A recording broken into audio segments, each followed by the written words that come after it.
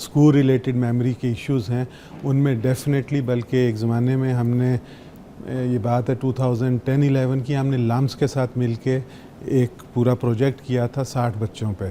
तो वो बच्चे जिनको शॉर्ट टर्म मेमोरी या उसका इशू था, तो उन बच्चों पे हमने 12-12 सेशन किए और उनके रिजल्ट्स में और उनकी ग्रेडिंग में बेतहाशा फ़र्क पड़ा।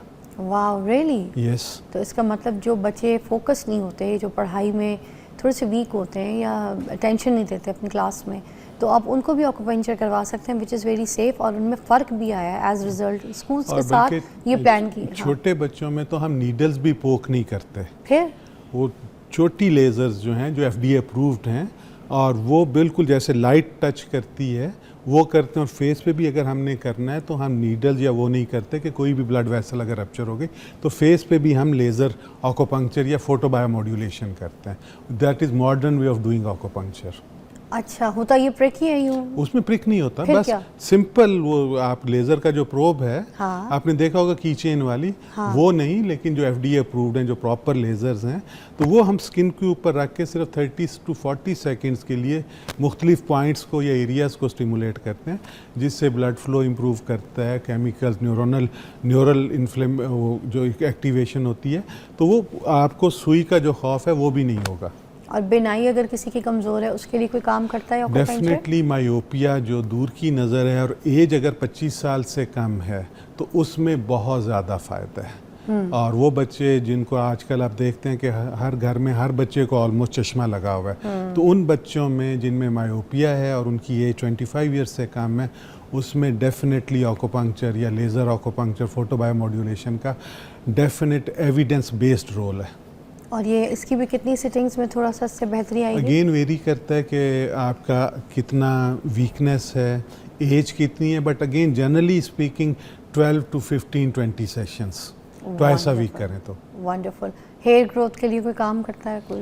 हेयर ग्रोथ में अगेन अगर मेल पैटर्न बाल्डनेस है या एलोपेशिया है तो उसमें डेफिनेट रोल हैं अलॉन्ग विद लाइफस्टाइल मॉडिफिकेशंस। और हेयर फॉल को रोकने के लिए? हेयर फॉल के लिए जो बेसिक चीज़ है, अगर हम देखें कि आजकल हमारे लाइफस्टाइल में बेकरी आइटम्स का इंटेक और वो ज़्यादा है, तो जब तक हम स्वीट का इंटेक, ख़ासकर जो आर्टिफिशियल जो जैसे ग्लूकोज है या शुगर है, जो रिफाइंड शुगर्स हैं, उनका इस्तेमाल कम नहीं करेंगे, आप ये एक्सपेक्ट करें कि आपका हेयर फॉल रुकेगा या इम्प्रूव करेगा, वो पॉसिबल नहीं है। तो lifestyle modification, dietary modification along with treatment, फिर हमें ज़्यादा बेहतर इफ़ेक्ट मिलता है। क्या बात है। अच्छा, लोग देखें ना, ये अपने बालों का ख्याल नहीं रखते, अपना ख्याल नहीं रखते सेहत का, तो लोग अब तो जाके जो है ना हेयर ट्रांसप्लांट की तरफ चले गए, क्योंकि अब लड़कियां भी हेयर ट्रांसप्लांट करा रही हैं। अब ये वाली नौबत आ गई। तो हम अपनी चीज़ों को जिस तरीके से बेहतर कर सकते हैं अपनी डाइट से, अपनी ग़िज़ा से, और उसके बाद अगर इस तरह के कुछ इलाज हैं जिनसे आपको लगता है कि आपकी चीज़ों की बेहतरी हो सकती है, तो हम अपने आप को मॉडिफाई करके उन चीज़ों पे रहें तो बेहतर है। हम तो अब बिल्कुल वो वाली हमारी चीज़ें हो गई कि अब हम सर्जरीज़ के बगैर तो ठीक रह ही नहीं सकते। अब हम जब तक hair plant surgery, face surgery, जिस्म की सर्जरी तब तक नहीं करवाएं, तो फिर तब तक तो हमारी जो है ना सेहत और ख़ूबसूरती हमें लगता है हमारा साथ ही नहीं दे रही।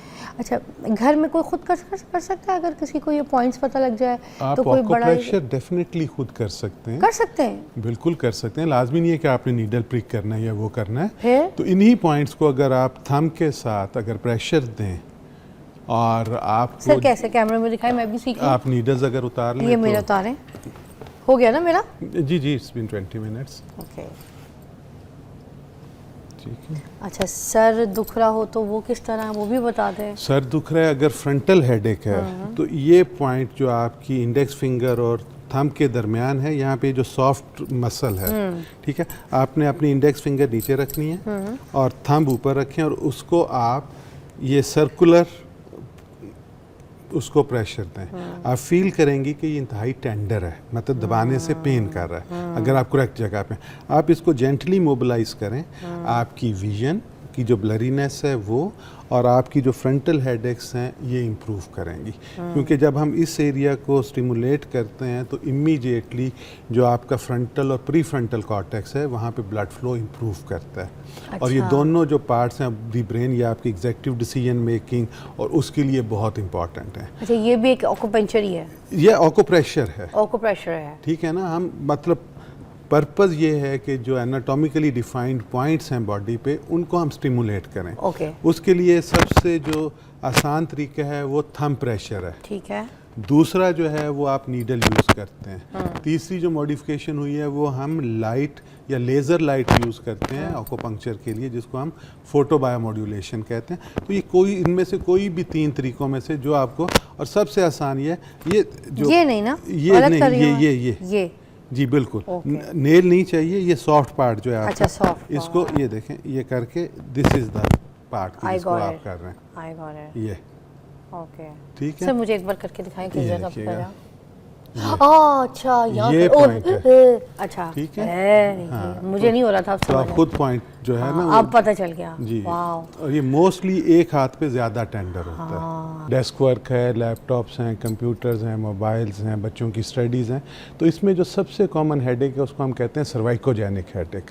अच्छा। सर्वाइकोजेनिक हेडेक का मतलब ये है कि जो नेक के मोहरे हैं, अगर नॉर्मली अगर हम बैठे हैं एक दूसरे को देख रहे हैं तो हमारा पोज बिल्कुल न्यूट्रल है ओके। और कोई एक्स्ट्रा वेट नहीं है। अगर मैं अपनी नेक को यूं नीचे 5 डिग्री करूंगा तो एक एक मोहरे पे 9 एक्स्ट्रा पाउंड वजन आएगा, 4 kg के अराउंड। ठीक है। और जब आप मोबाइल को लैप में रख के देख रहे होते हैं या लैपटॉप पे काम कर रहे होते हैं तो आप 35 डिग्रीज तक आते हैं। दैट मीन्स के 7 × 9 63 पाउंड, ऑलमोस्ट 28 kgs एक एक मोहरे पे एक्स्ट्रा वेट आ रहा होता है सर के वेट के अलावा, सिर्फ पोस्चर की वजह से। ठीक है। तो वो जो मसल्स हैं वो स्टिफ होते हैं, उसकी वजह से वहाँ पे जो खून की छोटी नालियाँ हैं जब वो ट्रैप होती हैं तो इस्कीमिया होता है, जिसकी वजह से फाड़ने वाला दर्द होता है, शदीद सर दर्द होता है। जिसकी वजह से जो रूरल एरियाज में लोग रहते हैं, कुछ माइयाँ वो अपने सर पे मलमल का कपड़ा बांध लेती हैं, बिल्कुल ऐसे कस ही है। लेती हैं दर्द की वजह से भी। दर्द की वजह अच्छा। से वो बेसिकली वही कह रही होती हैं कि वो जो इस्कीमिया है ये उसको जब प्रेस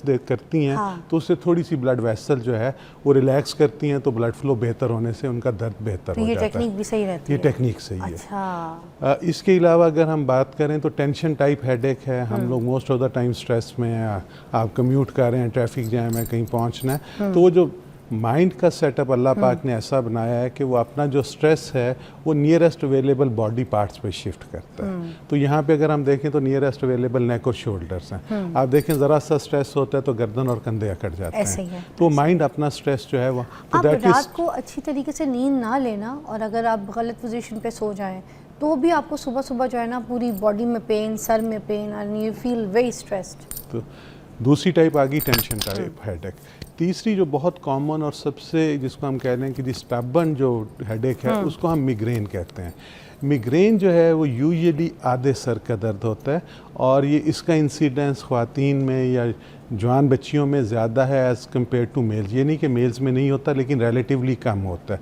और ये टिपिकली स्टार्ट होता है 11, 12, 13 साल की उम्र में, जब फीमेल्स का मेंस्ट्रुअल साइकिल स्टार्ट होता है। ये हार्मोनल इंड्यूस्ड है। अच्छा। तो मगर कुछ लोगों को डायग्नोज लेट होता है इसका। लेट होता है, ठीक है।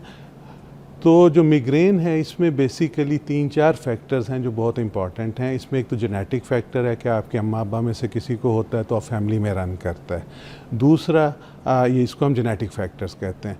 दूसरा है एलर्जेंस, फूड एलर्जेंस, खाने में जैसे चॉकलेट्स हैं, कैफ़ीन है, हॉट ड्रिंक्स हैं, हॉट फूड्स हैं, वो इफ़ेक्ट करती हैं तो उसके रिस्पांस में चेंजेस आती हैं तो आपको मिग्रेन हेडेक होता है। आपकी नींद पूरी ना हुई, किसी वजह से मसल स्ट्रेन हुआ, यकदम सूरज में गए, सनलाइट का एक्सपोजर हुआ, तो ये मुख्तलिफ वजहों से मिग्रेन हो सकता है। तो ये जो 3 बड़ी काजेज़ हैं आपकी सर्वाइकोजेनिक, टेंशन टाइप हेडेक और मिग्रेन, ये almost everybody experiences it till the age of 40। उसके बाद इसका इंसिडेंस शायद 100% हो जाए।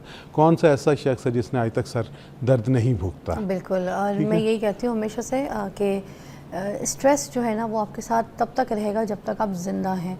ऐसा कोई इंसान नहीं है जिसके पास स्ट्रेस नहीं है। चाहे छोटी छोटी हरकत जो हम लोग करते हैं ना उसमें भी स्ट्रेस मिलता है।